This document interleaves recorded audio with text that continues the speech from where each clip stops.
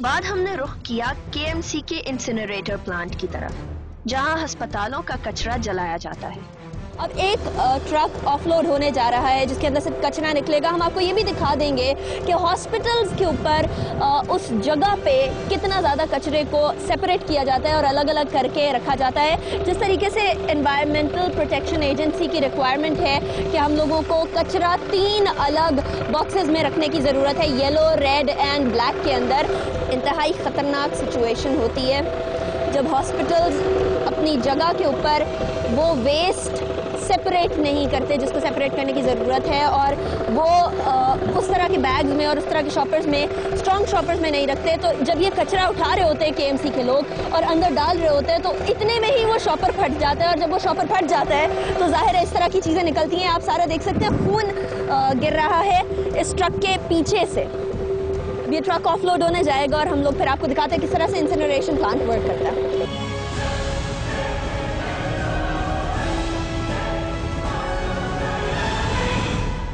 ناظرین، جس طرح یہ ٹرک الٹایا جا چکا ہے، اس کے اندر کچرا ہے ہاسپٹل کا، ہسپتالوں کا، جو کہ پراپرلی پیکڈ طریقے سے آپ کو نظر آ رہا ہے۔ شاپر پھٹ رہے ہیں، بالکل بھی پیک نہیں ہے، بالکل بھی جس طرح سیگریگیشن ہونی چاہیے وہ نہیں ہے۔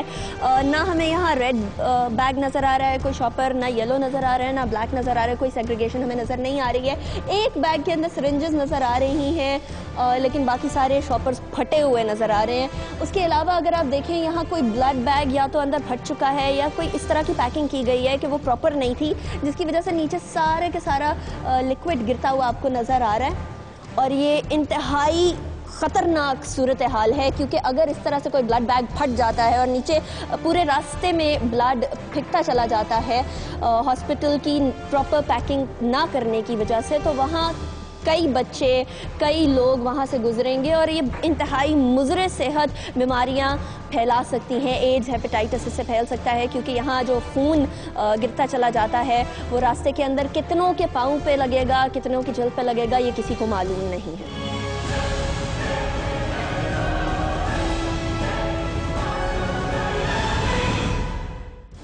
انسینریشن پلانٹ کا دورہ کرتے ہوئے ہماری ڈیپٹی ڈائریکٹر انسینریشن محمد ارشاد سے بھی بات ہوئی۔ آپ کے پاس تقریباً کتنے ہسپتالوں کا ویسٹ پر دن، ایک دن کے اندر آتا ہے؟ تقریباً جو ہم لاتے ہیں وہ ہمارے پاس ٹوٹل ہسپتال اس وقت جو ہے 120 کے قریب ہیں، لیکن ہم ٹائم ٹو ٹائم ان سے پک کرتے ہیں۔ کچھ ہاسپٹلز ہیں 2 دن میں ہمیں گاڑی مانگتے ہیں، کچھ ہاسپٹل 3 دن مانگتے ہیں، تو 30-40 ہاسپٹل ڈیلی ہم پک کرتے ہیں۔ 30-40 ہسپتال ڈیلی ہوتے ہیں۔ ویسے آپ کے پاس 120 ہسپتال ہیں، تو جو باقی ہسپتال ہیں کراچی کے، 600 سے زائد ہسپتال کراچی کے اندر موجود ہیں، وہ کدھر جاتے ہیں؟ ان کا کچرا کدھر جاتا ہے؟ دے نو بیٹر۔ آپ کو نہیں معلوم کہ وہ کچرا کدھر جاتا ہے؟ وہ نہیں، میں کسی پر الزام لگانے سے بہتر ہے کہ میں اپنے سسٹم کو کوشش کرتا ہوں کہ، لیکن وہ کچرا کدھر جاتا ہے؟ کیا لازمی وہ کچرا یا تو یہ کہ شاید وہ اس کو، ایک تو سب سے پہلے کہ وہ بائنڈ نہیں ہے نا ہمارے لیے کہ ہمیں دیں ہی دیں۔ اگر یہ کوئی ایسا امپلیمنٹیشن ہو جاتی ہے، لاز تو ہیں موجود ہمارے ملک میں، لیکن تھوڑا سا لیک آف امپلیمنٹیشن ہے، کہ وہ امپلیمنٹ ہو جائے تو پھر یہ کہ وہ شاید ٹوٹل نہیں تو کم از کم half of them they will give us. Irshad sahab, جس طرح ہم لوگ یہاں صورتحال دیکھ رہے ہیں، ہاسپٹل ویسٹ بالکل بھی الگ نہیں کیا گیا، سارا کا سارا چیزیں ایک ہی بیگ کے اندر ڈال کے بھیج دی گئی ہیں۔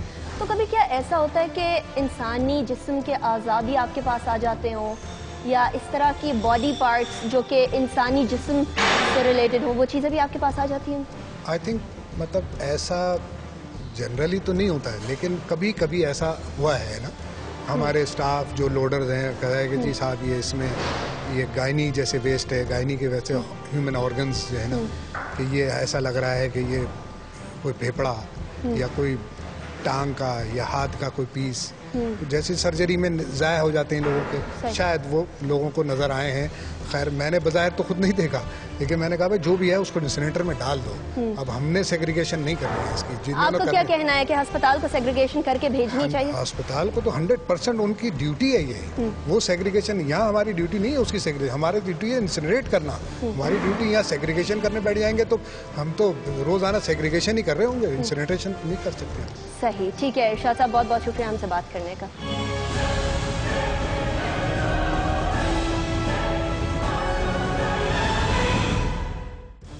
पाकिस्तानी कानून हॉस्पिटल वेस्ट के बारे में क्या कहता है, ये जानने हम गए एडवोकेट काजी अतहर अली के पास। काजी साहब, सबसे पहले तो बताएं कि पाकिस्तान के कानून के मुताबिक हमारे यहाँ जो हॉस्पिटल वेस्ट है, यानी जो अस्पतालों के अंदर जो गंद और कचरा जमा होता है, उसको किस तरीके से हमें डिस्पोज ऑफ करना चाहिए?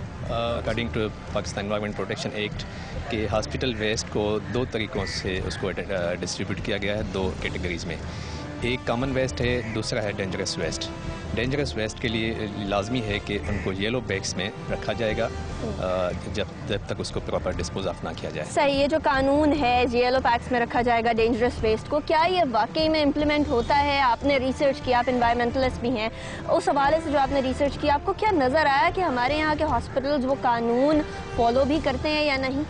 देखें, जहाँ तक गवर्नमेंट फैसिलिटीज़ का ताल्लुक है, वो इस चीज़ को फॉलो नहीं करते। मोस्ट ऑफ दी हॉस्पिटल्स जो ना वो इस चीज़ की वायलेशन करते हैं, लेकिन प्राइवेट हॉस्पिटल्स में चंद हॉस्पिटल ऐसे हैं जिनको वो प्रॉपर उस चीज़ को उसको प्रॉपरली वेस्ट को उन बैग्स में रखते हैं। डिस्पोज ऑफ तो वो भी प्रॉपर नहीं करते, लेकिन ये कि फैसिलिटी से मुराद ये कि वार्ड जहाँ पे बेड है एट द सोर्स जो है ना उसको प्रॉपर तरीके से वो मैनेज करते हैं, लेकिन अल्टीमेटली वो भी उसको प्रॉपरली वो मैनेज नहीं करते। हमारे कानून के मुताबिक जो तरीका दिया गया है इंसिनरेटर्स में इस डेंजरस वेस्ट को जलाने का, ये क्या तरीका एनवायरमेंटलिस्ट के हवाले से आप सही समझते हैं?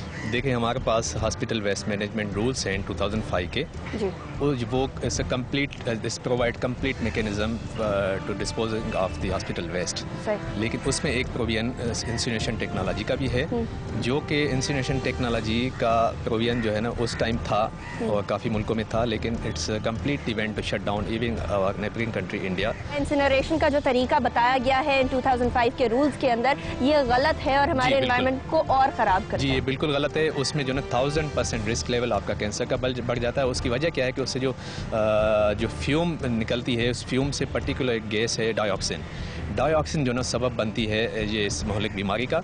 और डाइऑक्सिन क्यों जनरेट होती है, उसमें जो हम ड्रिप सेट्स या विनाइल क्लोरीन के जो ना हम उसमें प्रोडक्ट डालते हैं, या मुख्तलिफ हम जो ड्रिप सेट्स या इंजेक्शंस या नीडल्स हम डालते हैं, उससे वो जनरेट होता है।